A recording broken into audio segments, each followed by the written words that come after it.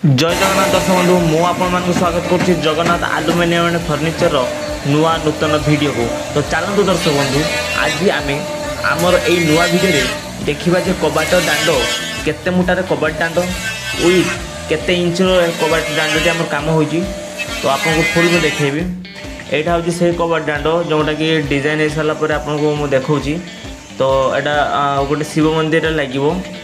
तो आपण मैंने देखी नियंतु घरे जे कौन भाई कौन एटा डिजाइन होची केते सूक्ष्म डिजाइन कराई हम बेसिकली हम सीएनसी मशीन रे आपन को देखाऊँ बिल्कुल क्लोजअप शॉट देखाऊँ जे केते सूक्ष्म डिजाइन ने कराई अछि। आपण थरे ए क्लोजअप शॉट टी देखंतु केते सुंदर से डिजाइन कराई अछि। तो आमर एठी आमर मंदिर रे ही एटा गुडे लागुची। तो मैं आपन को बेसिकली यहाँ पर देखेमी जे कि केते लंबा विथ जो उसार विथ केते मुटेईर काठ आपको देखा। आपड़ थे देखी नियंतु जे केते लंबार एटा करा जाई अछि। तो आपन देखु थे एटा 6 इंच 6 फुट 83 रे अच्छी एटा जो आपणकर लंबटी।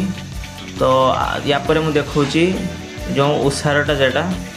तो आपन थे सेटा देखिए जे केते सेटा गोटे केते अच्छी आपन मु देखुची एटा देखंतु एरा उसार जेटा।